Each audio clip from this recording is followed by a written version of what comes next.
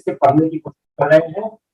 कैसे हम अगले 6 से 8 लेक्चर्स में हम पूरी पॉलिटी समझने की कोशिश करते हैं। क्योंकि आप लोग एग्जाम पास आ रहा है तो हम एक नए तरह से पॉलिटी समझते हैं। It's mainly polity on the base of question and answers. अब आप अगर हम इसको स्टार्ट करते हैं with the topic Indian electoral system. Indian political system है जो भारत का राजनीतिक ढांचा। We are starting with the Indian political system. हम लोगों ने पहले ही फंडामेंटल राइट किया हुआ है। Let's see Indian political system. इस इंडियन पॉलिटिकल सिस्टम पे सबसे पहले बात पीपल, जो भारत की पूरी जनसंख्या है।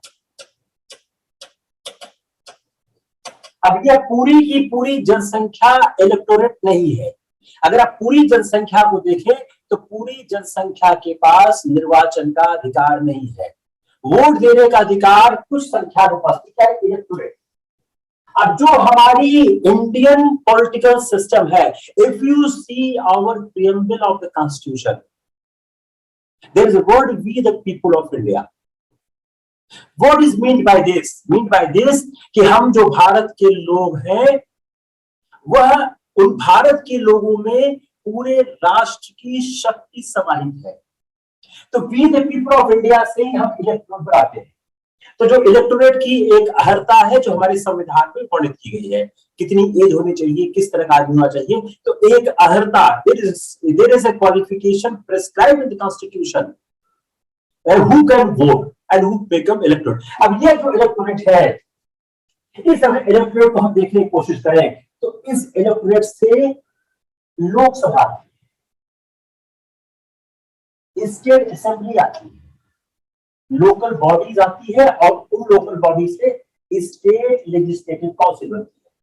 तो पहला सवाल क्या हो गया? Just try to see via question answer. पहला सवाल क्या हो गया कि भारत की जो प्रभुसत्ता है, जो सोवरेनिटी है, वह पीपुल में, लोगों में निहित है। उन लोगों से इलेक्टोरेट का चुनाव होता है, उन लोगों के द्वारा इलेक्टोरेट बनाए जाते हैं। चुनाव राउंड वर्ड है। उन लोगों से निर्वाचन मंडल बनता है, उस निर्वाचन मंडल से लोकसभा बनती है, स्टेट असेंबली बनती है और लोकल बॉडीज बनती है। उन लोकल बॉडीज से स्टेट लेजिस्लेटिव काउंसिल बनती है। जो भारत की एक दूसरी संस्था है राज्यसभा, वह इस इलेक्टोरेट से नहीं बनती है। एक सवाल क्या हो गया? भारत की जो प्रत्यक्ष इलेक्टोरेट प्रणाली है, जो भारत का जो डायरेक्ट इलेक्शन सिस्टम है, उस डायरेक्ट इलेक्शन सिस्टम से लोकसभा बनती है, राज्यसभा नहीं बनती है। तो now let's understand how Rajya Sabha being form. अब राज्यसभा के फॉर्म करने की प्रक्रिया क्या है? State assembly. राज्यसभा के फॉर्म करने की प्रक्रिया क्या है? राज्यसभा को फॉर्म करने की प्रक्रिया क्या है? जो स्टेट लेजिस्लेटिव असेंबली है। अब उसके बाद जो प्रेसिडेंट है, वह प्रेसिडेंट बनता है लोकसभा से, स्टेट असेंबली से और राज्यसभा से। एक सवाल और क्या हो गया? प्रेसिडेंट का निर्वाचन मंडल कौन? If you see this chart, 3-4 questions for prelims is being arised. Number 1, Lok Sabha, you try to write down these questions. These are the very leading questions for an examination. Rajya Sabha और लोकसभा के निर्वाचन मंडल में क्या फर्क है? What is the difference between the electoral college of the Lok Sabha and Rajya Sabha? Second, how the president is being elected? What is the electoral college of the president? These two are very important aspects we can see from this chart. Now let's start with the first basic aspect कि जो हमारा पहला electoral है, parliament. Let's start with parliament. Let's see the parliament. We will try to see the finer points. See the parliament. पहली बात, parliament का जिक्र कहाँ है? You see Article 79. You start reading the Constitution Bare Act. क्या है parliament? अगर हम पार्लियामेंट को देखने की कोशिश करें, पार्लियामेंट में कौन कौन होते हैं? पार्लियामेंट में president plus Lok Sabha plus Rajya Sabha. तो अगला सवाल क्या हो गया, पार्लियामेंट में कौन कौन होते हैं, A president, B Lok Sabha, C Rajya Sabha. Answer A B C, ये आंसर हो गया A, answer B, B C, answer C, A C, answer D, A B. You got the question? पहला इस सवाल कि पार्लियामेंट में कौन कौन होता है, तो कौन कौन हो गया, प्रेसिडेंट हो गया,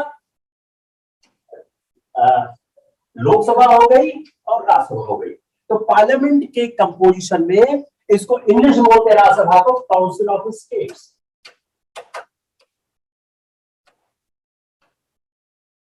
ये सारे सवाल कभी कभी आए हुए हैं। अब लेट्स सी इस पार्लियामेंट के 7 भाग। तो इस पार्लियामेंट में अगर हम देखें प्रेसिडेंट, पहला इंपॉर्टेंट क्या है, अब हम start with president. See the president,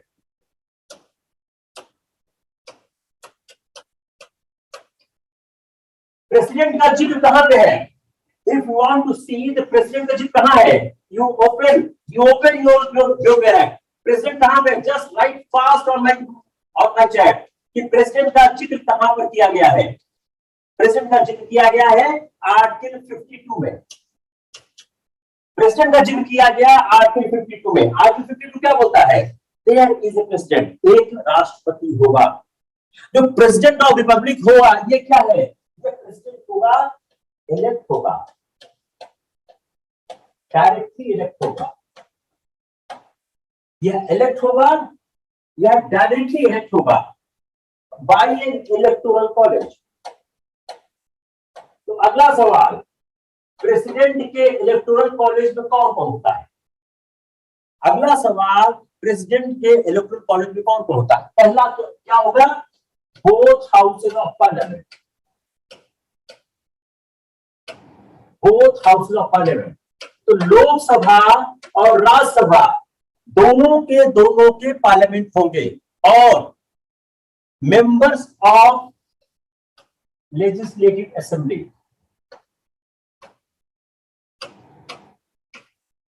इसमें एक चीज मैंने छोड़ दी है, elected. Just read carefully and see your bag. जो प्रेसिडेंट होगा, जो हमारे रिपब्लिक का प्रेसिडेंट होगा, वह इलेक्टोरल कॉलेज के द्वारा इलेक्ट किया जाएगा। इस इलेक्टेड कॉलेज क्या होगा, elected members of both houses. इसका मतलब क्या है, नॉमिनेटेड नहीं, यह आपका ट्रैप होगा। एक ऑप्शन होगा मेंबर्स ऑफ द पार्लियामेंट, दूसरा क्या होगा, elected members of parliament. So if you see, you open your Bear app, you read with me, you will find that there is word elected is clearly written down. अगर आप election of president देखें तो जो 54, आप open करिए article 54 A and B, you read article 54A, you will find the elected members of both houses. Now you open article B, elected members of the legislative assembly. Now you see an explanation. Now you see the explanation. Now you see the explanation. What is explanation? पढ़िए कि जो इस article में state है, include national capital of Delhi and Pondicherry. तो Delhi and Pondicherry. Now you write कि जो हमारा राष्ट्रपति का चुनाव है उसमें कौन कौन पार्टिसिपेट करता है। Delhi, Pondicherry, elected member of the Lok Sabha, elected member of the Rajya Sabha and elected member of legislative assembly. यह आपका इलेक्टोरल कॉलेज हुआ as per article 54 of the Constitution. Anyone has any confusion?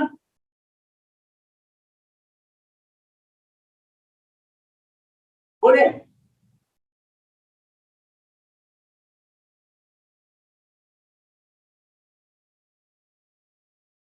किसी को कंफ्यूजन है?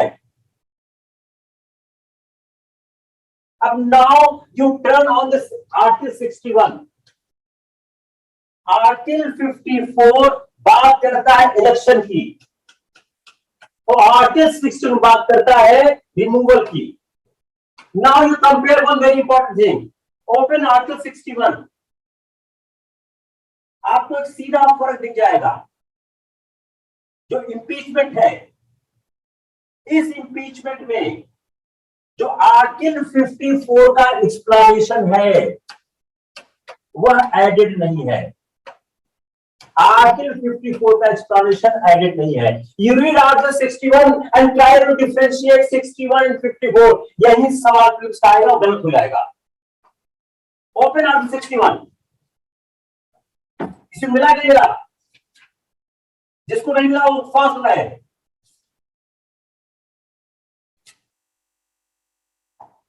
ओपन आर्टिकल 61, बगैर बेड एक्ट पढ़े clear बिल्कुल नहीं होता है।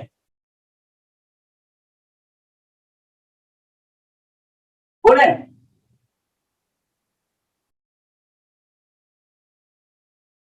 मिला नहीं मिला?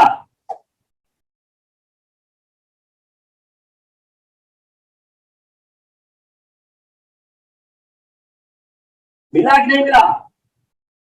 आर्टिकल 61 बात करता है पार्लियामेंट की। Read article 51। आर्टिकल आप कंपेयर करें दोनों में।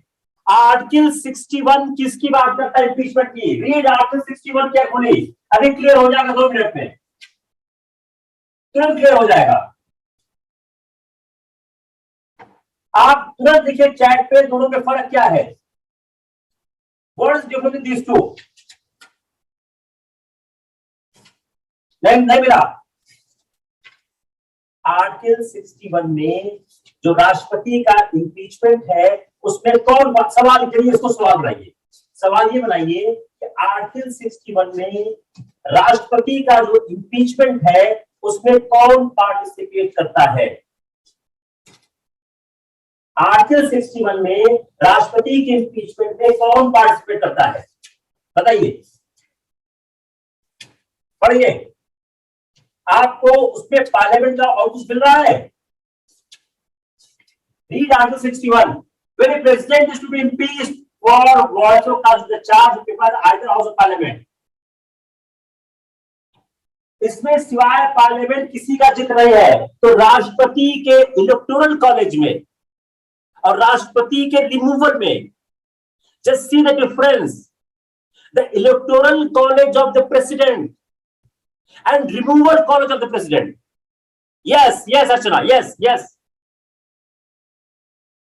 तो राज्य की विधानसभाएं, just see the fine line, राज्य की विधानसभाएं राष्ट्रपति के चुनाव में तो भाग लेती हैं, लेकिन विधानसभाएं राष्ट्रपति के रिमूवल भाग नहीं लेती है। I am not complicating more, I am just trying to explain simple way. Clear, not clear? बोले अब राष्ट्रपति क्या संसद में बैठता है? हमने एक चीज भी समझी कि राष्ट्रपति संसद का भाग है। अभी हमने कहा president is the part of the parliament. तो क्या राष्ट्रपति संसद में बैठता है? राष्ट्रपति संसद का एक कॉन्स्टिट्यूएंट पार्ट है, लेकिन इट डज नॉट सिट। अगला सवाल, अब देखिए ऑप्शन एबीसी वैसे करेंगे। राष्ट्रपति संसद का एक पार्ट है, it is constituent part of the parliament, but it does not sit in the parliament. लेकिन पार्लियामेंट में बैठता नहीं है, लेकिन यह समन करता है। Who summons the parliament? President parliament को समन करता है। President summon the two all parliament, summon भी करता है, प्रोरोग भी करता है। प्रोरोग क्या होता है? सत्रावसान। यह समन भी करता है और प्रोरोग भी करता है, यह डिसॉल्व भी करता है, लेकिन यह एडजर्न नहीं करता है। एडजर्न कौन करता है? स्पीकर करता है। See the next question. राष्ट्रपति जो प्रेसिडेंट है वो संसद का भाग, प्रेसिडेंट संसद का भाग है, लेकिन वो संसद में बैठता नहीं है। वो 3 काम करता है, समन करता है, वो सत्रावसान करता है और डिसॉल्व करता है। वो एडजन नहीं करता है, एडजन वो करता है, स्पीकर करता है। क्लियर? Not clear? यह ऑर्डिनेंस को प्रोमोगुलेट करता है। सी आर्टिकल 54, यह आज्ञा ऑर्डिनेंस को प्रोमोगुलेट करता है। सी आर्टिकल 54 और आर्टिकल 54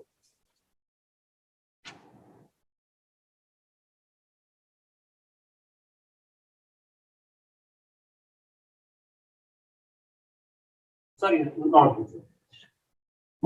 वह क्या करता है, वह उसको प्रोमोगुलेट, वह जो वह कहते हैं राष्ट्रपति जो है वह प्रोमोगुलेट करता है। प्रोमोगेशन क्या होता है? ऑर्डिनेंस का प्रोमोगेशन क्या होता है? बोले आर्टिकल का प्रोमोगेशन क्या होता है? Read article 113, 85, 85, 11, 85, 113, 85, 111, 123।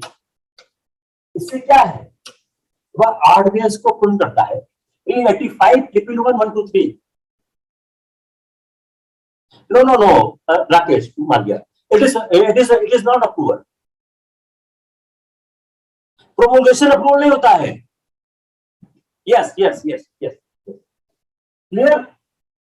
अब जब भी फर्स्ट सेशन होता है, जब भी आफ्टर इलेक्शन जो फर्स्ट सेशन होता है, जो आफ्टर इलेक्शन जो फर्स्ट सेशन होता है, इलेक्शन के बाद जो पहला सेशन होता है, उस सेशन को यह एड्रेस करता है। जब ये एड्रेस करता है सेशन को, बोथ हाउसेस होते हैं। जब राष्ट्रपति एड्रेस करता है, तो राष्ट्रपति के एड्रेस करते समय बोथ हाउसेस होते हैं, बोथ हाउसेस ऑफ पार्लियामेंट होते हैं। तो राष्ट्रपति हर चुनाव के बाद वह एड्रेस करता है फर्स्ट सेशन को, और जो प्रेसिडेंट का एड्रेस होता है उसमें both house of parliament assemble होते हैं और इन्फॉर्म करते हैं parliament of the cause of its summons. और ये इन्फॉर्म किया जाता है कि यह इसको समन क्यों किया गया है। और इस समय जब बोथ हाउसेस असेंबल होते हैं तो यह अटेंडेंस मेंबर की रिक्वायर होती है।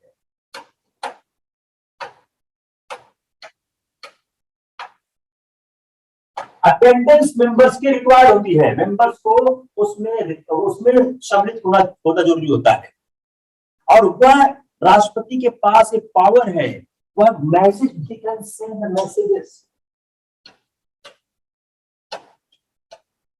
Messages to both the houses. वह दोनों हाउसेस को मैसेजेस भेज सकता है। उसका शक्ति है, वह संदेश भेज सकता है।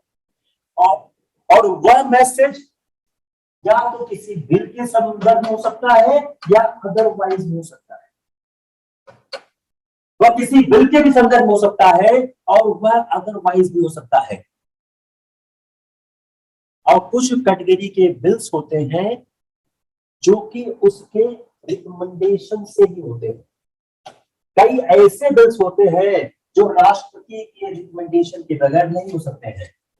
हम उसको डिटेल में पढ़ेंगे कि कौन कौन से बिल्स हैं जो राष्ट्रपति के रिकमेंडेशन के बगैर नहीं हो सकते हैं। बहुत से बिल्स ऐसे होते हैं जो राष्ट्रपति के रिकमेंडेशन के बगैर प्रस्तुत नहीं किए जा सकते हैं। ये बड़ा इंपॉर्टेंट पार्ट है।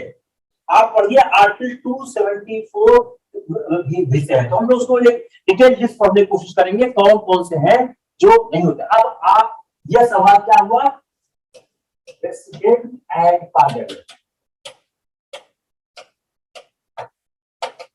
अगर सवाल आता है मेंस में president and parliament, you need to address this issues. और ये सारे के सारे मामले आपके प्रिंसिपल का है। Now switch to the Lok Sabha. Now see Lok Sabha. अब इंग्लैंड और भारत, इंग्लैंड और इंडिया की लोकसभा, जो इंग्लैंड में लोकसभा है और जो भारत में है, उन दोनों में क्या फर्क है? जो भारतीय संसद की स्थापना है इंग्लैंड के संसद के नमूने पर की गई है, लेकिन अपनी रचना और शक्तियों, लेकिन यह अपनी रचना, अपने कंस्ट्रक्शन एंड शक्ति पावर, इन दोनों से इंग्लैंड से भिन्न है। तो कैसे भिन्न? इंग्लैंड और भारत की जो संसद है दोनों में फर्क किस तरह है? तो सबसे मौलिक अंतर क्या है? सुप्रीमेसी।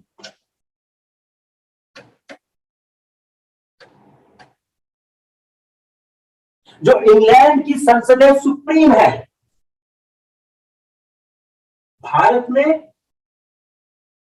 कॉन्स्टिट्यूशन सुप्रीम है।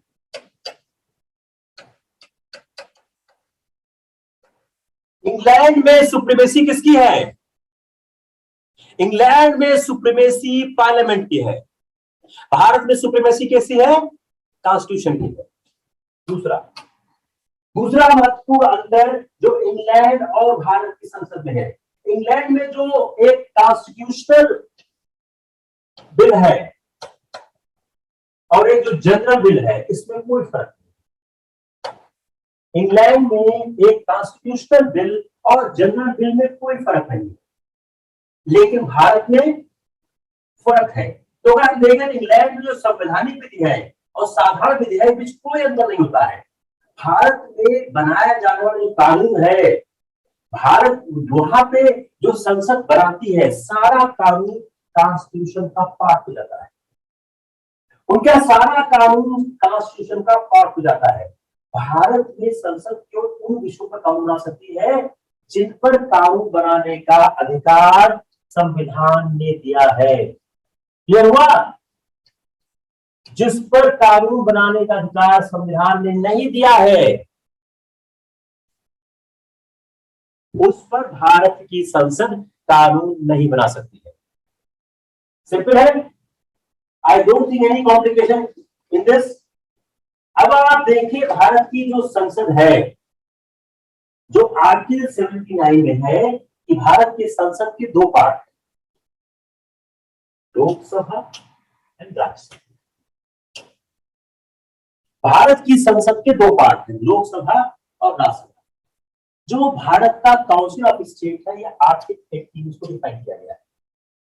तो भारत का जो राज्यसभा है, इसमें 12 मेंबर नॉमिनेटेड है, 238 इलेक्टेड, यही ना। और जो ये इलेक्टेड मेंबर होते हैं, इन इलेक्टेड मेंबर की लिस्ट कहां पे है? ये इलेक्टेड मेंबर कहां पे हैं? इनका जिक्र कहां किया गया है? बताइए, इन इलेक्टेड मेंबर का जिक्र कहां किया गया है? जल्दी बताइए। तो भारत के संविधान में अनुच्छेद 79 है, यह घोषणा करता है कि संघ की एक संसद होगी जिसमें राष्ट्रपति और दोनों सदन मिलकर काम करेंगे। राष्ट्रपति संसद का भाग है। तो राज्यसभा देखिए, तो राज्यसभा में जो आर्टिकल 80 है, यह आर्टिकल 80 ये बताता है कि भारत में 12 सदस्य राष्ट्रपति द्वारा। अब ये जो 12 सदस्य हैं, यह किन फील्डों से होंगे? अगला सवाल। जो 12 सदस्य हैं, यह किन फील्डों से होंगे? अगर आप देखिए सब सेक्शन 3, 80 सब सेक्शन 3 खोलिए, उसमें उन फील्डों का नाम लिखा हुआ है। ओपन 80 सब सेक्शन 3, उन फील्डों का नाम लिखा हुआ है जिन फील्डों से लोग चुने जाएंगे। 4 है, literature, science, art, social service. Literature, art, science, social service. यह आप पक्का याद करिए। कल्चर नहीं है अनिल कुमार, कल्चर बिल्कुल नहीं है। अगेन रीड इट, कल्चर नहीं है। कल्चर लिखा सवाल गलत हो जाएगा। Literature, art, science, social service. मिल गया? इसके अलावा जो ये 238 लोग हैं, नाउ सी द 238, 12 का हो गया, नाउ सी द 238। अब 238 का इलेक्टोरल कॉलेज क्या होगा? विभिन्न राज्यों की विधानसभा।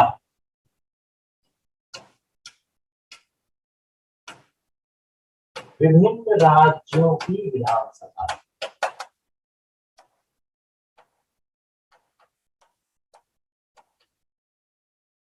जो 238 का जो दूसरा पार्ट है, जो रिप्रेजेंटेटिव ऑफ ईच स्टेट्स हैं, अब क्या है, विधानसभा, only assembly.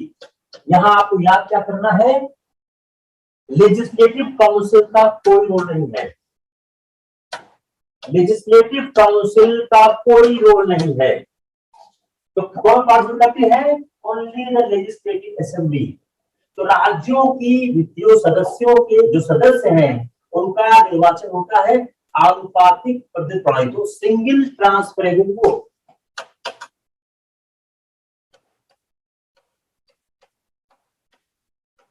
Single transferable vote system से इनका चुनाव होता है। तो जो राज्यों की राज्यसभाएं हैं, उन राज्यों की जो विधानसभाएं हैं वह पार्टिसिपेट करती हैं। और जो representative of the union territories है, the state shall be choose such manner as parliament में प्रिस्क्राइब। ये हो गया आपका लोकसभा के बारे में, सॉरी ये हो गया आपका राज्यसभा के बारे में। तो राज्यसभा के सदस्यों का जो निर्वाचन है आनुपातिक प्रतिशत प्रणाली के अनुसार होता है, एकल संकलन में मत के द्वारा होता है। इसका व्यवहारिक परिणाम यह है कि राज्य विधानसभाओं को के विभिन्न राज्य दलों को राज्यसभा में आनुपातिक प्रतिशत प्राप्त हुआ। अब इसका अगला सवाल, इसका चुनाव क्यों किया गया? जो राज्यसभा के इलेक्शन की प्रक्रिया है, इस तरह की इलेक्शन की प्रक्रिया क्यों अपनाई गई?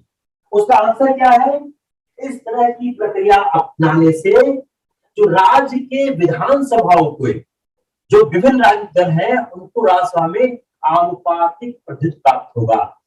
और जो केंद्र शासित क्षेत्रों से राज्यसभा के सदस्यों की जो प्रक्रिया है, उसके लिए जो सिस्टम है वह संसद एक लॉ बना के प्रिस्क्राइब करेगा। किसको क्लियर नहीं हुआ? Anyone who has any doubt? अब ये जो 238 का जिक्र कहां है, खोलिए fourth schedule, open fourth schedule, open fourth schedule. आप फोर्थ शेड्यूल खोलिए, आपको दिख जाएगा। अब राज्यसभा क्या है, एक परमानेंट बॉडी है।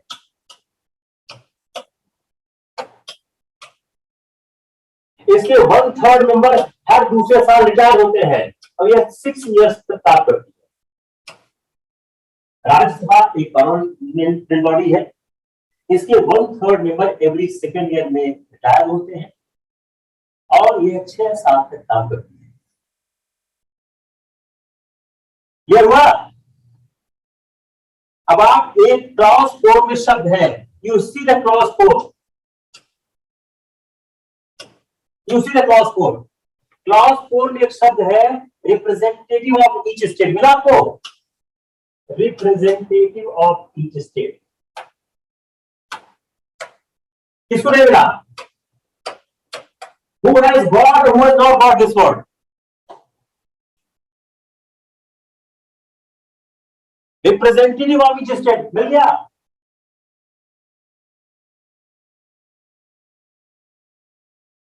एक्टी सबसेक्शन 4 में यह शब्द है। Got it? अब इस सवाल क्या है, इसका मतलब क्या हो गया?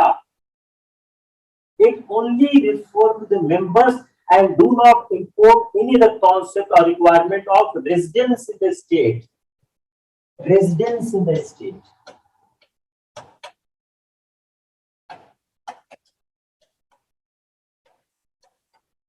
तो कर रहा हूं, जो रिप्रेजेंटेटिव ऑफ ईच स्टेट का मतलब है, यह सिर्फ रिफर करता है to the members and do not import any further concept or requirement of the residents of the state.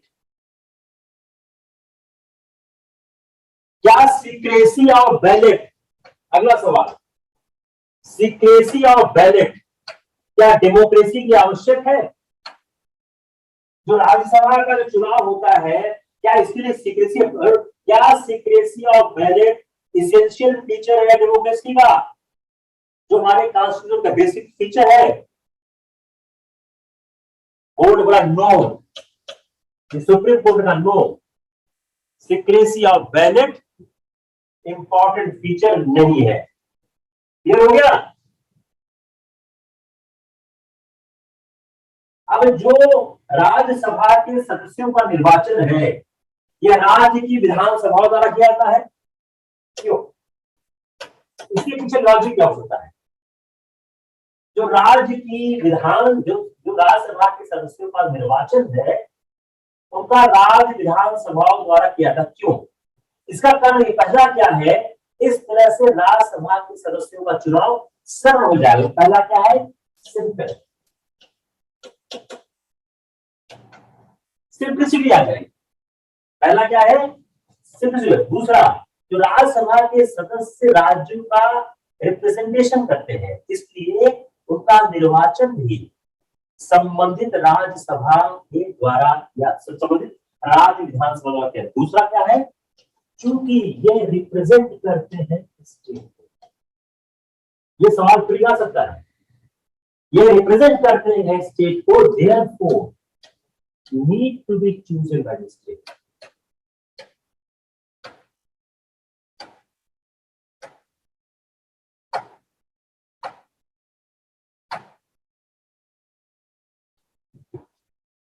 बताइए कोई कंफ्यूजन? जैसे कंफ्यूजन तुरंत तुरंत आइए। Fast, we need to lock this constitution next 6 to 8 terms। क्या मतलब लोकसभा? अब हम कैसे करते हैं? दो लोकसभा राज्यसभा के सदस्यों की क्या अर्हता क्या है आप संविधान देख लीजिए। That's not very important on which we need to devote much time. तब हम लोकसभा, जो लोकसभा है, लोकसभा को अगर देखें तो लोकसभा का जो 81 है, सेक्शन 81, अगर लोकसभा में देखें तो लोकसभा में 5 जो सब सेक्शन 1 है, ए है, लिखा है 535 chosen by the direct election. और दूसरा क्या है? 12 मेंबर्स। ये कहां से होंगे? जो रिप्रेजेंट करेंगे यूनियन टेरिटरी से such manner as parliament prescribe. और फिर आप देखिए आर्टिकल 331, शायद वही है, ओपन है, ओपन आर्टिकल 331, फास्ट ओपन है, रिप्रेजेंटेशन ऑफ एंग्लो इंडियन। तो आज जब अगर लोकसभा का प्रश्न आ गए तो 81 रेड विथ 331 होना चाहिए। यह पेक्युलर फीचर है लोकसभा का, ऐसा फीचर राज्यसभा में नहीं है।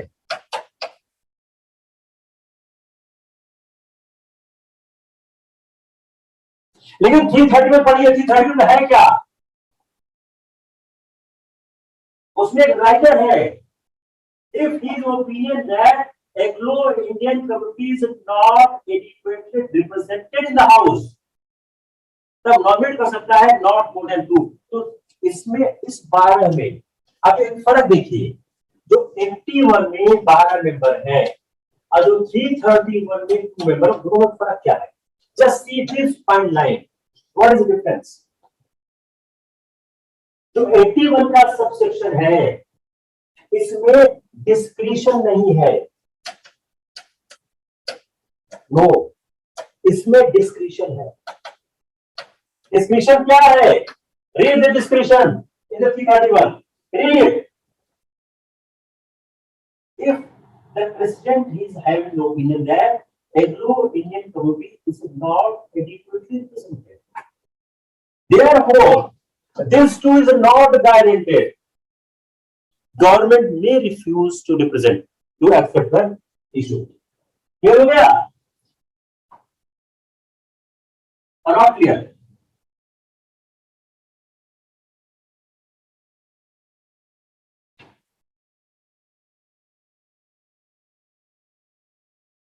Come on the next point। अब जो ये है speaker, come on the speaker issue, speaker, pro tem speaker.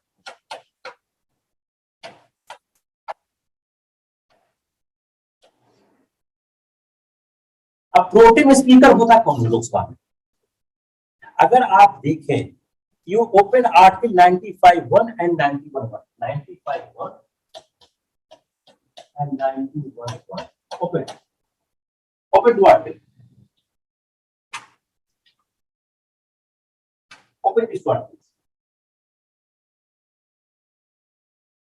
इसमें क्या है? पावर ऑफ द बात है पावर ऑफ डिप्टी स्पीकर, जब वो स्पीकर की ड्यूटी अख्तियार करता है। दूसरा क्या है? 91(1), power of the deputy chairman of person to perform, क्या ये बात कर रहा है किसकी? ये बात कर रहा है chairman Rajya Sabha. Now you look at the issue of the, यह जो चेयरमैन राज्यसभा है और यह जो स्पीकर लोकसभा है, दोनों में क्या फर्क है? Speaker Lok Sabha and chairman Rajya Sabha. जो प्रोटेम स्पीकर का कॉन्सेप्ट है, इसका कॉन्सेप्ट किससे है? लोकसभा से। जो प्रोटेम स्पीकर का कॉन्सेप्ट है, इसका कॉन्सेप्ट सीधे सीधे किससे है? लोकसभा से है। प्रोटेम स्पीकर का कोई भी जो संबंध है, वह संबंध किसी भी तरह से राज्यसभा से नहीं होता है। अब प्रोटेम स्पीकर का चुनाव कब होता है? When the protem speaker is being elected, anyone has any idea? बोले, किसी को आइडिया है what is the pro tem speaker? नहीं आइडिया है। जब लोकसभा पहली बार चुनी जाती है, यस यस, जब लोकसभा पहली बार चुनी जाती है तो उस लोकसभा के चुनाव में सदस्यों की शपथ ग्रहण के लिए जो आदमी चुना जाता है उसको प्रोटेम स्पीकर कहते हैं। तो जो सर्टेन, अब ये प्रोटेम स्पीकर कौन करता है? ये प्रेसिडेंट अपॉइंट करता है। अगला सवाल, प्रोटेम स्पीकर का अपॉइंटमेंट कौन करता है? प्रेसिडेंट करता है। अगला सवाल आप देखिए कि how the pro tem speaker is being elected. A, by elected member of parliament, B, by ex speaker of parliament, C, by the leader of the parliament, D, by the president.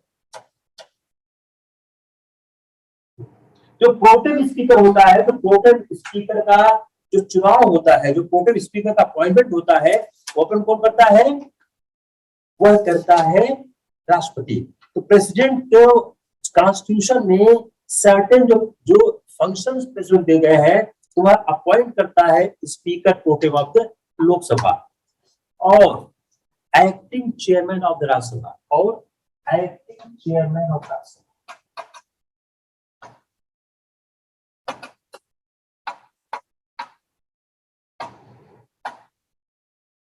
दूसरा acting chairman of Rajya Sabha, तब जब भी need arise होती है, when need arises. तो अब एक सवाल क्या हो गया कि प्रेसिडेंट, प्रोटेम स्पीकर और एक्टिंग प्रेसिडेंट राज्यसभा का चुनाव कब अपॉइंट करता है? जब इस तरह की कोई आवश्यकता पड़ती है। दूसरा करता है, वह समन करता है, ज्वाइंट सिटिंग, जब डेडलॉक होता है, जब डेडलॉक होता है राज्यसभा और लोकसभा के, तो क्या करता है? Joint sitting. कौन समन करता है? प्रेसिडेंट समन करता है। मैं सारा क्वेश्चन बना के आपको बता रहा हूं। अब इसमें स्पीकर भी आ सकता है ऑप्शन। इसको कौन करता है? इसको ज्वाइंट सिटिंग ऑफ पार्लियामेंट को राष्ट्रपति। जब भी डेडलॉक होता है राज्यसभा और लोकसभा के बीच, डिसएग्रीमेंट होता है, तो ज्वाइंट सिटिंग कौन बुलाता है? वह बुलाता है प्रेसिडेंट। जो बजट है, बजट को कौन लीड करता है? बजट को कौन लीड करता है? तो प्रेसिडेंट क्या करता है? प्रेसिडेंट जो है एवरी ईयर जो पार्लियामेंट के सामने बजट को प्रस्तुत करता है, जिसको बोलते हैं एनुअल फाइनेंशियल स्टेटमेंट।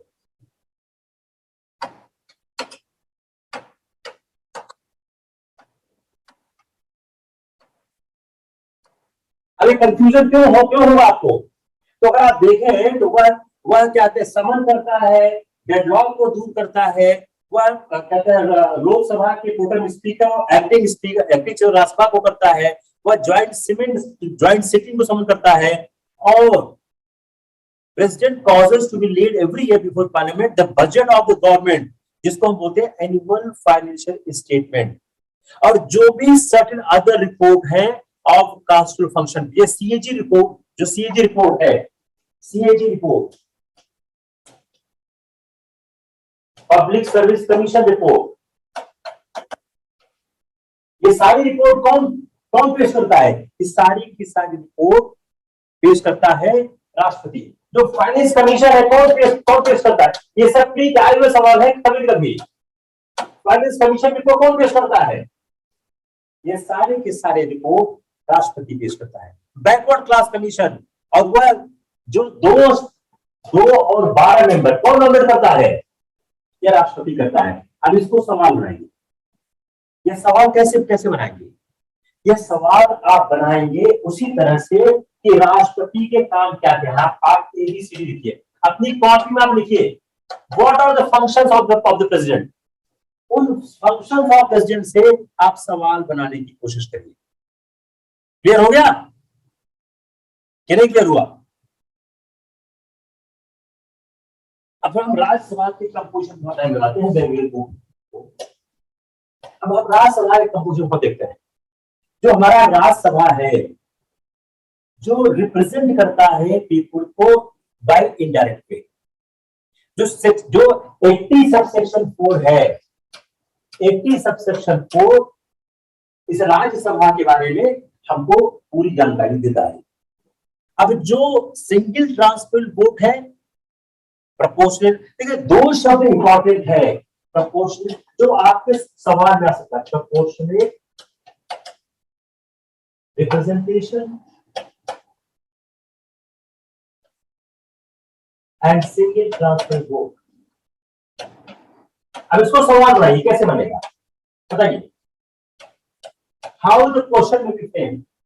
सोचिए, जस्ट थिंक, राज्यसभा के चुनाव के सिद्धांतों में प्रोपोर्शनल रिप्रेजेंटेशन है, सिंगल ट्रांसफर वोट है।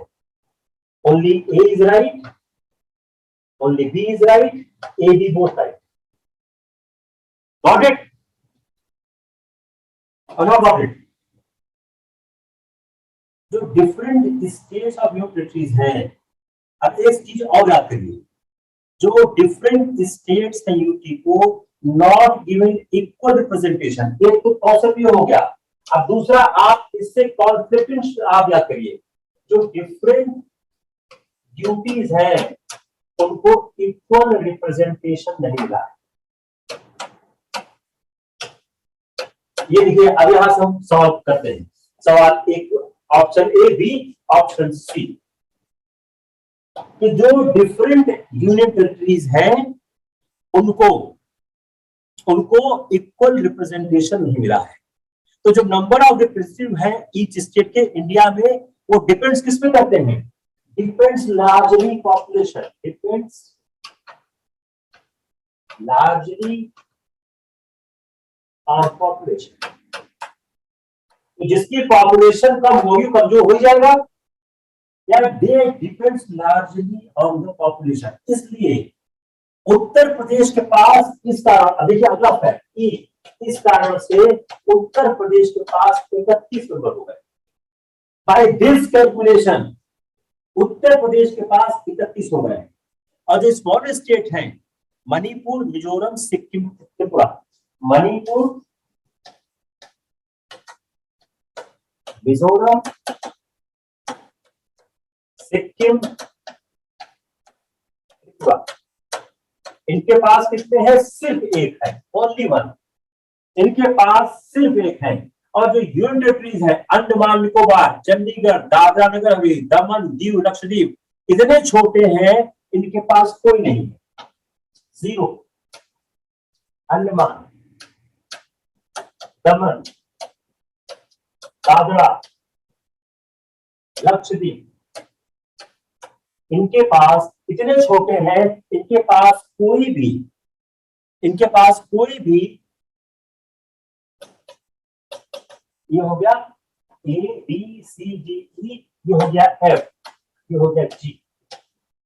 अब देखिए इनको मिला के सवाल बनाइए, सवाल गलत ही होगा। ये हुआ। तो जो नहीं, यह जो कॉन्सेप्ट है प्रपोर्शनेट रिप्रेजेंटेशन का, ये यहां टूट रहा है, क्योंकि यह पॉपुलेशन बेस्ड है। आप क्या करता हूं, अंडमान, अंडमान, अंडमान निकोबार, चंडीगढ़, दादरा नगर हवेली, दमन दीव लक्षद्वीप, इनके पास कोई भी रिप्रेजेंटेशन नहीं।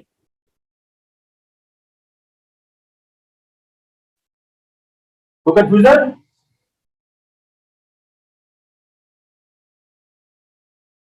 अब दूसरी चीज क्या है, परमानेंट बॉडी, टेम्पोररी बॉडी। तो राज्यसभा क्या है, वो परमानेंट बॉडी है, लोकसभा क्या है, टेम्पोररी बॉडी है। You read article 83(1).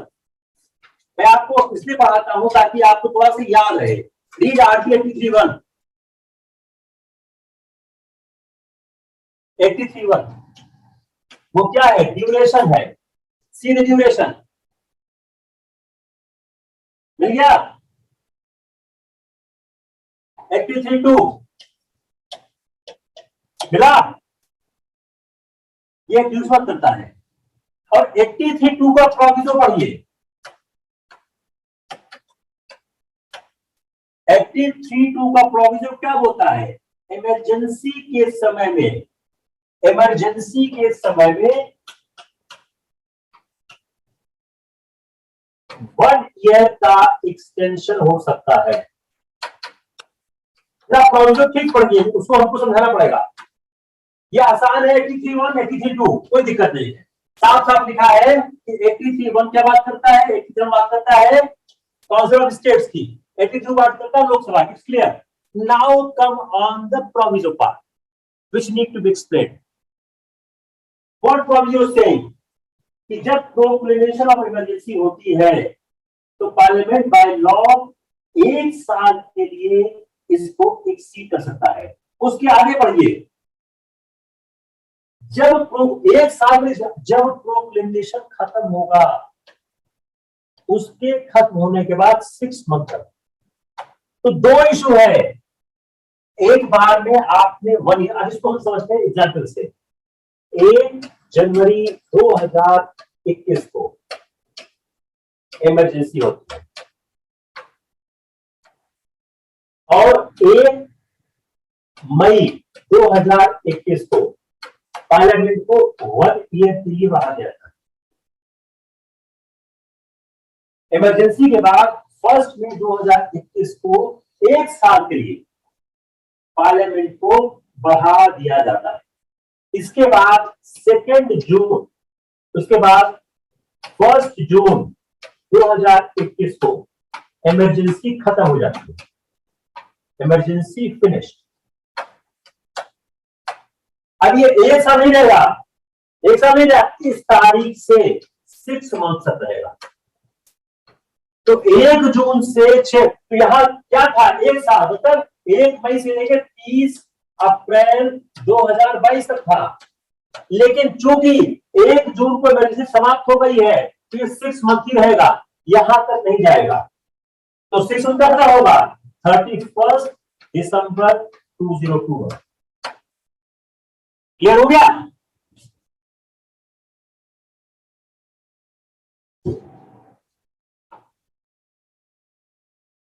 नहीं क्लियर हुआ, और कुछ क्लियर नहीं हुआ।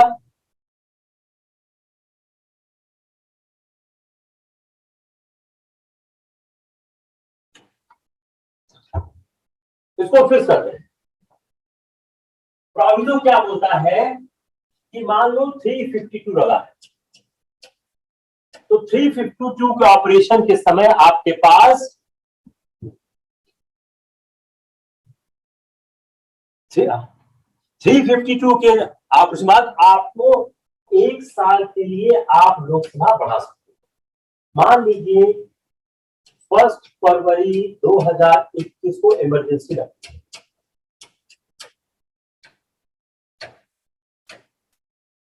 आपने 1 अप्रैल 2021 को लोकसभा एक्सटेंड की फॉर 1 ईयर।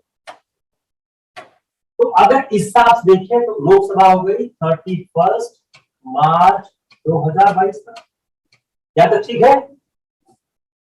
अब इमरजेंसी आपकी 1 जून 2021 को आपने हटा दी, सरकार ने हटा दी। तो इस प्रोविजन के हिसाब से अब ये डेट ऑपरेट होगी 6 मंथ्स तक की चल सकती है। तो हो जाएगा 31 दिसंबर 2021। आपने लोकसभा को बढ़ाया था 1 साल के लिए, लेकिन चूंकि प्रोविजो क्या बोलता है कि अगर आपकी इमरजेंसी पहले हट जाएगी तो जिस दिन से इमरजेंसी हटेगी उस दिन से 6 महीने तक ही ऑपरेशन रहेगा। तो 31 दिसंबर 2021 तक रहेगी, न कि 31 मार्च 2022 तक। मिस्टर रमाकांत यादव, क्लियर नहीं हो? क्लियर। अब यह इमरजेंसी एक साल करके आप चाहे जितने साल चलाओ, कोई ऐसा प्रोविजन नहीं है लोक संविधान में जो कहे कितने साल तक चला सकते हो। You can run as many years as possible. Clear or not clear? Clear not clear? जल्दी बताओ,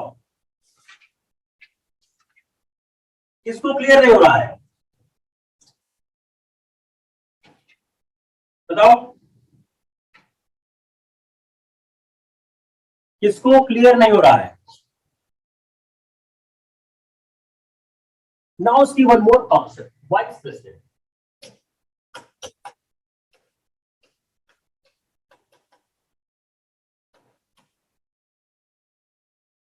Now see one more concept, vice president. जो वाइस प्रेसिडेंट होता है, यह क्या होता है? Ex officio chairman. इसका होता है राज्यसभा। तो राज्यसभा का एक्स ऑफिशियो चेयरमैन होता है जो वाइस प्रेसिडेंट होता है।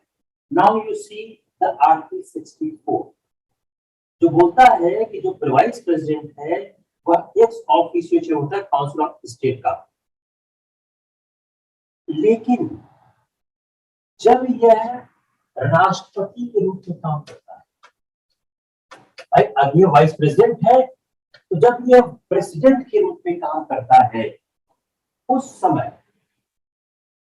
समय वह एक्स ऑफिशियो चेयरमैन की ड्यूटी परफॉर्म नहीं करता है। Now read the proviso, you read the proviso of section 64। आप जरा बेर पढ़ने की कोशिश करिए proviso of section 54, article 64। Vice president क्या है? यह एक्स ऑफिशियो चेयरमैन है राज्यसभा का। The moment you are elected as a vice president, you are entitled to be ex officio chairman of the Rajya Sabha. But the situation arises कि आप राष्ट्रपति के रूप में काम कर रहे हो किसी भी कारणों से, उस परिस्थिति में वह परफॉर्म नहीं करेगा duties office of the chairman of the council of state, और किसी भी ऐसी सैलरी का एंटाइटलमेंट नहीं होगा जो उसको इसके द्वारा प्राप्त होनी चाहिए। क्लियर हो गया? अब आते हैं वह प्रेसिडेंट के रूप में काम कब करता है, वह कब काम करता है एज ए प्रेसिडेंट। उसका भी आंसर आपके संविधान में भी है, वो आर्टिकल 65 में उन्होंने 4-5 परिस्थितियों का जिक्र किया है। डेथ, रिजिग्नेशन, रिमूवल और अदरवाइज किसी भी कारण से अगर प्रेसिडेंट काम नहीं कर पा रहा है तो वाइस प्रेसिडेंट उसका काम करेगा। और अगर आप देखिए इतिहास में राधा कृष्णन ने काम किया हुआ है, जब राष्ट्रपति राजेंद्र प्रसाद की तबीयत ठीक थी, तो इन केस ऑफ उसका जब प्रेसिडेंट किसी कारण से इन हो, अब आप 65 सबसेक्शन 2 पढ़े आपको दिख जाएगा कि जब किसी कारण से उसका एब्सेंस हो जाए, कोई कारण हो, तो उपराष्ट्रपति राष्ट्रपति की जगह काम करता है। क्लियर हो गया और नॉट क्लियर? कौन है? आगे चले।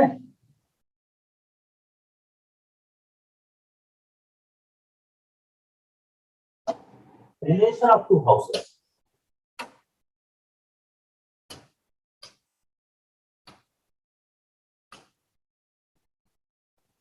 दोनों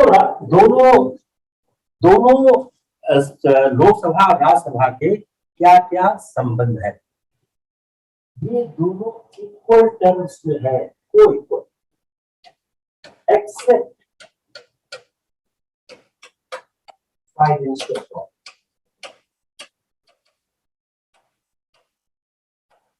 लोकसभा और राज्यसभा की जो संबंध है वह को इक्वल पावर की तरह है, एक्सेप्ट इन फाइनेंशियल मैटर्स। जो फाइनेंशियल मैटर्स है उन फाइनेंशियल मैटर्स पे लोकसभा के पास राज्यसभा से ज्यादा पावर है। सेकेंड,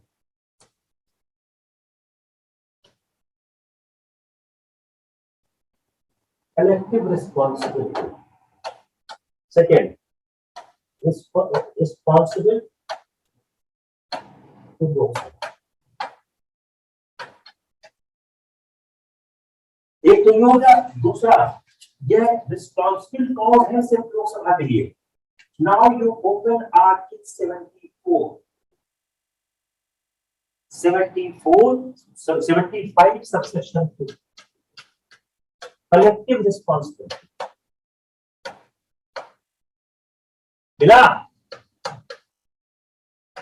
तो जो हाउस है, जो पावर ऑफ मिनिस्टर है, वो कलेक्टिव रिस्पॉन्सिबिलिटी है हाउस ऑफ पीपल के लिए। तो दो बड़े इंपॉर्टेंट डिफरेंस हैं जिसमें लोकसभा की राज्यसभा पर अधिमानता है। पहली बात क्या है? दोनों हाउसेस के पास लेजिस्लेशन के को इक्वल पावर्स हैं accept in financial matters. I will deal after few minutes. Second, जो आर्टिकल 75(3) ऑफ द कॉन्स्टिट्यूशन है उसके हिसाब से जो कलेक्टिव रिस्पॉन्सिबिलिटी है मिनिस्टर्स की, किसके प्रति है? लोकसभा के प्रति है। इसीलिए जो नो कॉन्फिडेंस मोशन है वह no confidence motion, I am trying to explain the relation of the two houses, not the composition of the two houses. Just see the क्या relation है दोनों houses। तो जो कलेक्टिव रिस्पॉन्सिबिलिटी है उसमें राज्यसभा का रोल नहीं है। इसीलिए जो नो कॉन्फिडेंस मोशन है वह लोकसभा में पेश होता है, राज्यसभा में पेश नहीं होता है। Any problem? कोई सवाल बनाया इस पे? Anyone can make any question on this? बताइए बताइए।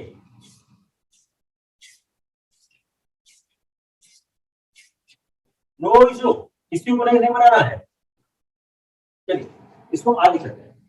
अब अगर हम इसको समझने की कोशिश करते हैं, इसके हम आते हैं इस पर। अब एक सवाल और देखते हैं। अब इसको हम सवाल ही बनाते हैं, limitations of rights with respect to Lok Sabha. अगर लिमिटेशन देखें, पहला क्या है? Money bill. मनी बिल क्या है? लोग तो कल समझेंगे, आप तो शायद नहीं हो पाएगा। मनी बिल, जो मनी बिल है, यह मनी बिल राज्यसभा में इंट्रोड्यूस नहीं हो सकता है। No introduction in Rajya Sabha. Money bill का इंट्रोडक्शन राज्यसभा में नहीं हो सकता है। तो मनी बिल का इंट्रोडक्शन कहां होता है? Only in Lok Sabha. Money bill can be introduced only in Lok Sabha, not the Rajya Sabha. Second, power to amend और reject money bill, not with Rajya Sabha. Rajya Sabha money bill का कोई अमेंडमेंट और रिजेक्शन नहीं कर सकता है। only can make recommendations, only can make। इसको आप शब्द याद रखिएगा, सवाल यही से बनेगा। जितने जब सवाल जिस तरह बन रहे वैसे अप्लाई करना हुआ आपको होगा। अमेंड, रिजेक्ट और रिकमेंडेशन, तीन शब्द है। जस्ट सी दैट, ये आप अपनी कॉपी में सेटल करिए तीन शब्द को, अमेंड, रिजेक्ट, रिकमेंडेशन। अमेंड कर सकता है नहीं, रिजेक्ट कर सकता है नहीं, रिकमेंड करता है yes. Clear? Amend, reject, recommendation, ये अमेंड नहीं कर सकता है, ये रिजेक्ट नहीं कर सकता है, ये क्या फिर कर सकता है? इट कैन ओनली, यह सिर्फ क्या कर सकता है? यह सिर्फ और सिर्फ कर सकता है रिकमेंडेशन। लगता चला गया क्या?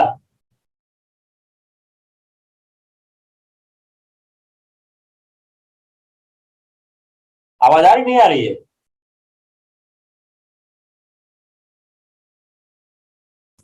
Yes, sir. Everything is fine, sir. दिखा रहा है? और फाइन? Yes, sir. अच्छा, यह रिजेक्ट नहीं कर सकता, या अमेंड नहीं कर सकता, या क्या कर सकता है? Only it can recommend. इसको आप याद के सवाल जो बनाएंगे या क्यों होगा? It can amend, it can reject, it can recommendation, वो रिकमेंडेशन कर सकता है। तो मनी बिल जो बनेगा राज्यसभा के पास सिर्फ पावर है रिकमेंडेशन की। 14 डेज। अब एक मनी बिल लोकसभा के द्वारा पास किया गया, अगर राज्यसभा के पास अगर वह 14 डेज में वापस नहीं आता तो क्या होगा? Deemed to be pass by Rajya Sabha.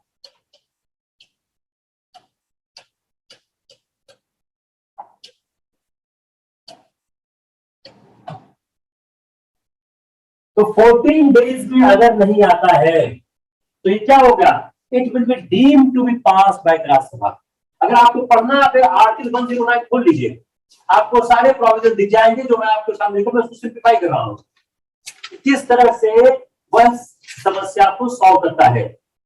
तो मनी बिल के संबंध में यह है कि अगर 14 डेज के अंदर नहीं किया, अब वे एक पर्टिकुलर बिल मनी बिल है। चौथा, अब एक पर्टिकुलर बिल मनी बिल है या नहीं,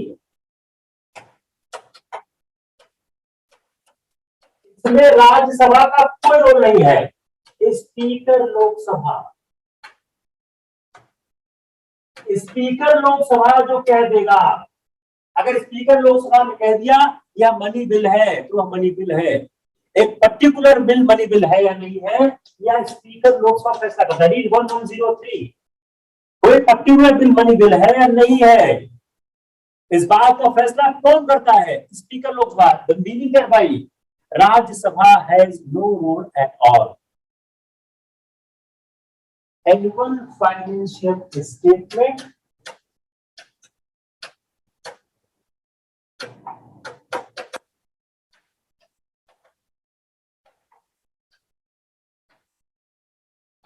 है डिमांड ऑन ग्रांट। जो एनुअल फाइनेंशियल स्टेटमेंट है और जो डिमांड एंड ग्रांट जो ग्रांट है, राज्यसभा इसको डिस्कस कर सकता है। राज्यसभा एनुअल फाइनेंशियल स्टेटमेंट को डिस्कस कर सकता है। He can discuss the annual financial statement. He can discuss the annual financial statement, but has no power to vote.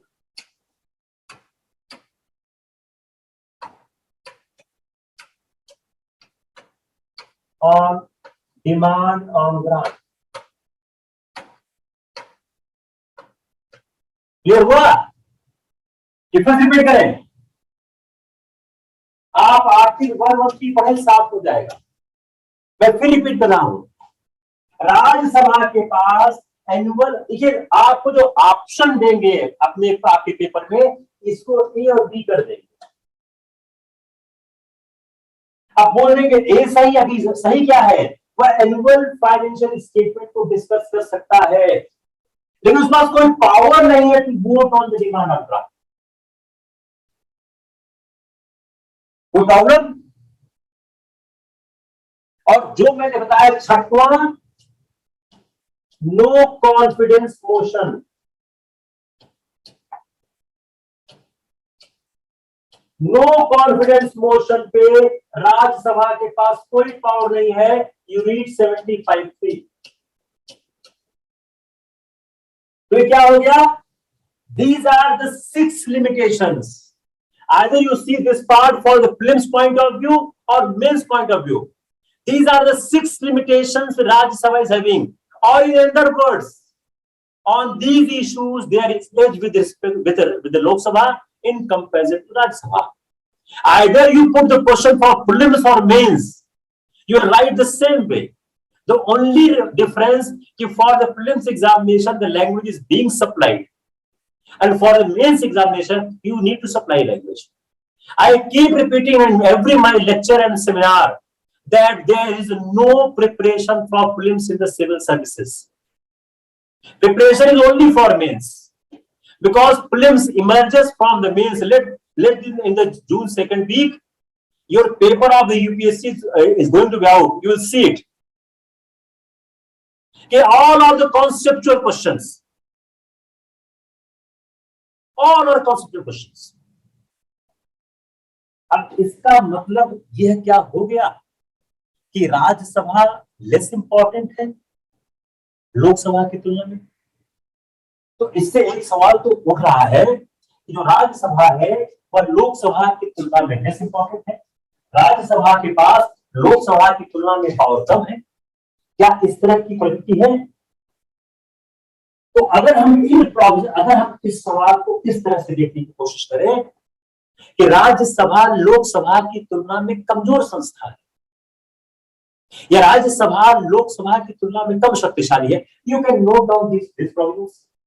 तो लेकिन मात्र इन प्रोविजन से यह कंक्लूजन नहीं निकाला जा सकता कि राज्यसभा लोकसभा की तुलना में एक लेस इंपॉर्टेंट ऑर्गेनाइजेशन है, या इसको सेकेंडरी पोजीशन दी गई है। Power of Rajya Sabha are on par with Lok Sabha in case of other bills. अगर हम इसको हटा दें अदर बिल्स के, except money bills,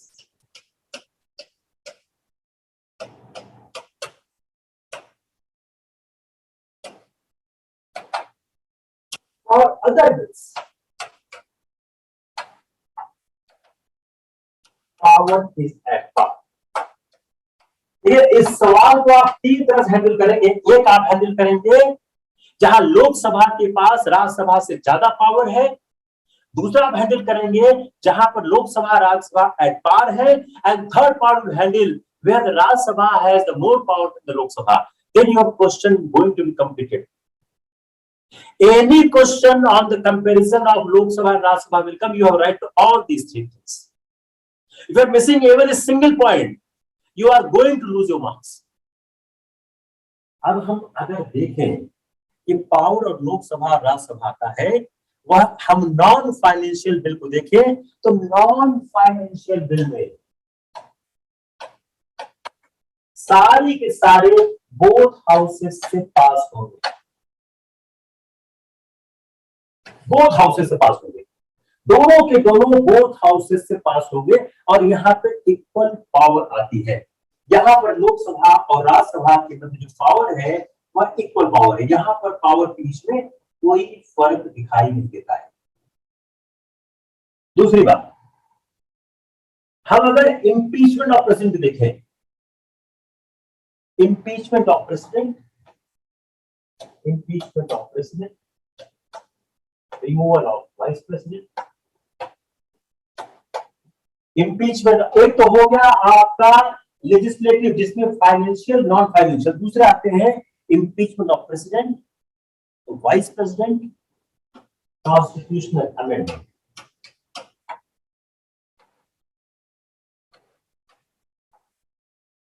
impeachment of president, removal of vice president, constitutional amendments, removal of judges,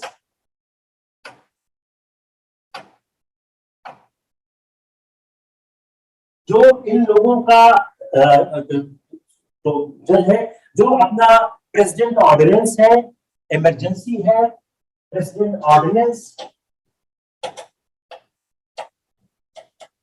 emergency 352, 356, 360, इन सारे के सारे मामलों में, इन सारे के सारे मामलों में दोनों की पावर इक्वल है। तो अब एक और सवाल क्या हो गया, राज्यसभा की पावर लोकसभा के इक्वल किसमें किसमें है? तो क्या हो गया, नॉन फाइनेंशियल बिल्स, जो ऑर्डिनरी बिल्स है, A B impeachment of president, C removal of vice president, D constitutional amendment, E removal of जजेस, एफ ऑर्डिनेंस, जी इमरजेंसी। ये ऐसे सारे मुद्दे हैं जिसमें राज्यसभा और लोकसभा के पास इक्वल पावर है, इन दोनों में कोई फर्क खास नहीं है। अब जब डिसएग्रीमेंट होता है, हम आते हैं disagreement. Disagreement between two houses other than money bill. Money bill के अलावा और मामलों में अगर दोनों हाउसेस के बीच डिसएग्रीमेंट होता है, disagreement with the two houses on other than the money bill and constitutional amendment bill। इसको याद रखिएगा, मैंने इसको जानबूझ के इसको बाद लिखा, इसमें और इसमें नो ज्वाइंट सिटिंग।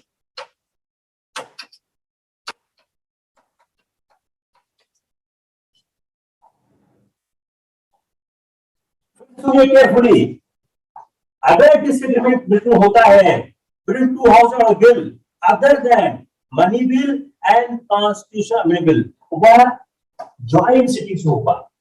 तो अगर डिसएग्रीमेंट होता है दो हाउसेस के बीच में other than two bill, money bill and constitutional amendment bill, तब यह ज्वाइंट सिटिंग के माध्यम से इसका सोल्यूशन निकाला जाता है। अब फिर सुनिए, इसके बाद फिर रिपीट कर रहा हूं, because this question is going to be asked very very for very probability, except money bill and the constitutional amendment bill. In all other bills, the disagreement between the two houses are going to be sorted out by the joint sitting prescribed in Article 108.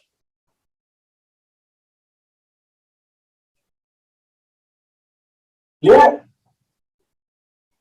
or not clear?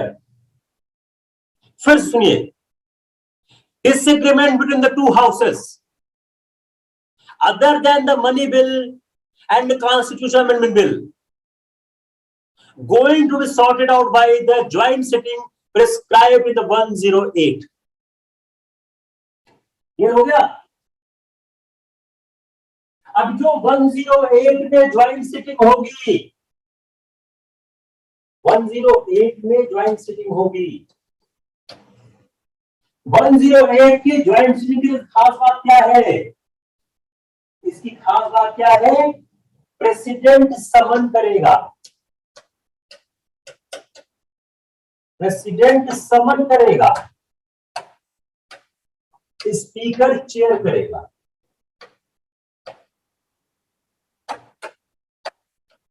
Rajya Sabha का जो सभापति वो chair नहीं करता, speaker chair करेगा, और सारे नियम कानून लोकसभा के लगेंगे।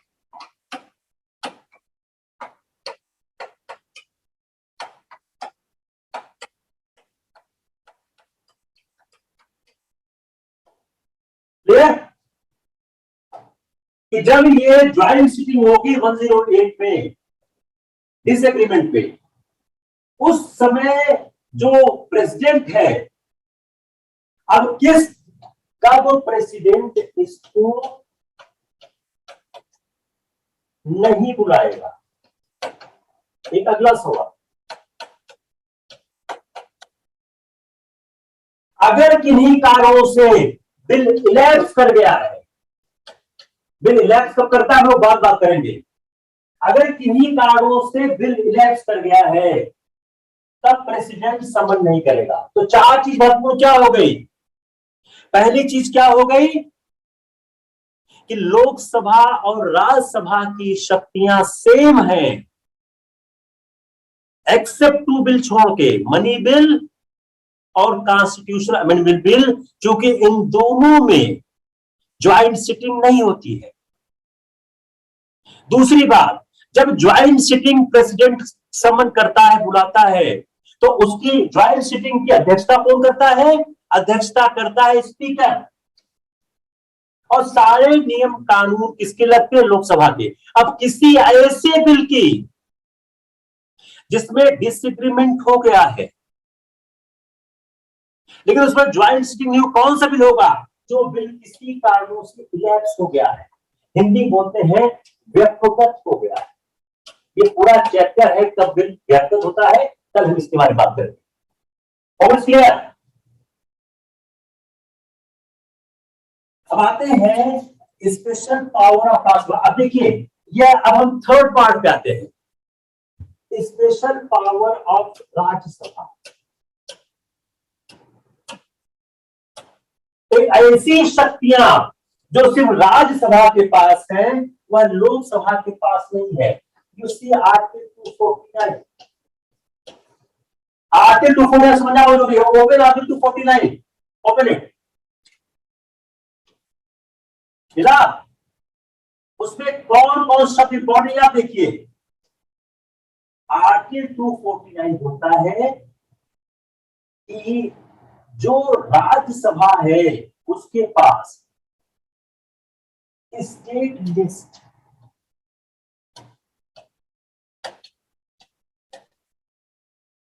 राज्यसभा के पास स्टेट लिस्ट में जो सब्जेक्ट लिखे गए हैं, अगर राज्यसभा पास कर दे एक प्रोविजन, तो स्टेट लिस्ट के सब्जेक्ट पर कानून बनाने का अधिकार संसद को मिल सकता है। स्टेट लिस्ट है। दूसरा महत्वपूर्ण शब्द क्या है, 2/3 present and voting, 2/3 present and voting.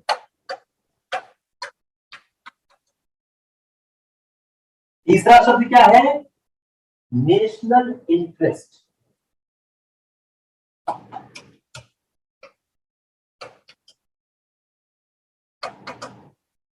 आप आर्टिकल खोलिए, आपको सारे शब्द दिखेंगे। Then I will explain you कि इन शब्दों के साथ खास बात क्या क्या है। तीसरा शब्द क्या हो गया, नेशनल इंटरेस्ट। चौथी बात क्या हो गई, 1 ईयर।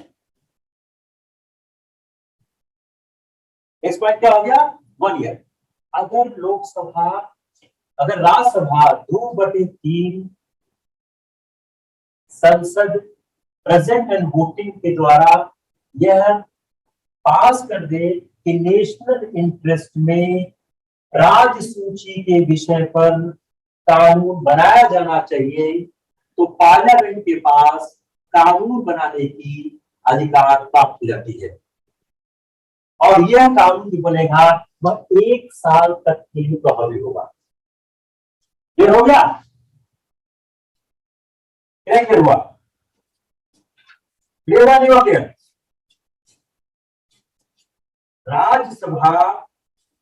राज्यसभा किन परिस्थितियों में कानून बना सकती है, इसके बारे में यही है कि जो आर्टिकल 249 है साफ साफ होता है कि किन परिस्थितियों में राज्यसभा कानून बना सकती है। तो राज्यसभा के कानून बनाने की शक्ति यही है कि अगर आर्टिकल 249 लिखा गया है कि अगर राज्यसभा अपने 2/3 प्रेजेंट एंड वोटिंग के द्वारा इस बात का प्रस्ताव पारित कर दें कि राष्ट्रहित में राज्य सूची के विषय में कानून बनाना जरूरी है, तो पार्लियामेंट उस विषय पर कानून बना सकती है।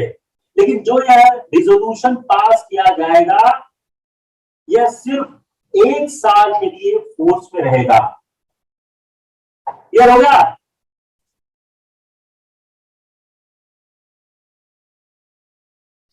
ये क्लियर हुआ? इसको क्लियर नहीं हुआ?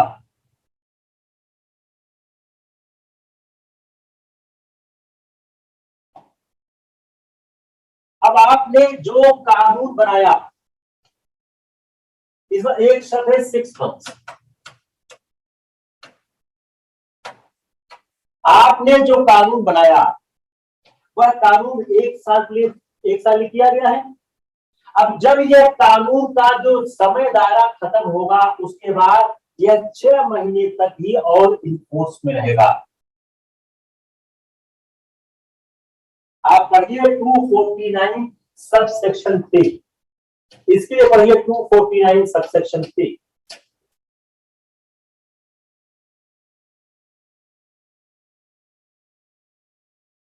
इसलिए पढ़िए 249 सब सेक्शन 2।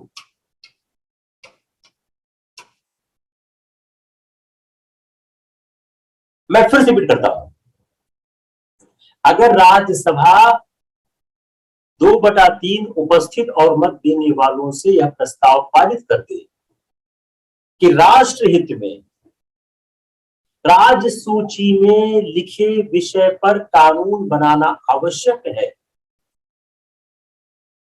तो संसद उस विषय पर कानून बना सकती है। Point number 1। पॉइंट नंबर 2, जो रिजोल्यूशन पास होगा वह रिजोल्यूशन 1 साल तक प्रभावी रहेगा। तो जो आपने यह रिजोल्यूशन पास किया यह 1 साल तक प्रभावी, तो 1 साल के अंदर आप वह कानून बना सकते हो। अब आपने जब रिजोल्यूशन बनाया, जो आपने कानून बनाया, जो आपने लॉ बनाया, वह लॉ उस रिजोल्यूशन, अब 1 साल के बाद यह रिजोल्यूशन खत्म हो गया, तो 1 साल के रिजोल्यूशन के खत्म होने के बाद जो 6 महीने तक और प्रभावी रहेगा, तो यह 18 महीने तक यह कानून चल सकता है। हुआ?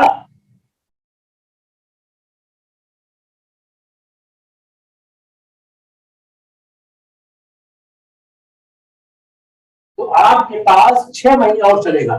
तो जो लॉ मेड बाय पार्लियामेंट होगा, वह जो लॉ बनाया जाएगा वह रेजोल्यूशन के समाप्त होने के बाद 6 महीने तक और चल सकता है। दूसरा, आर्टिकल 312, यह क्या है? आर्टिकल 312 बात करता है ऑल इंडिया सर्विस के, ऑल इंडिया सर्विस।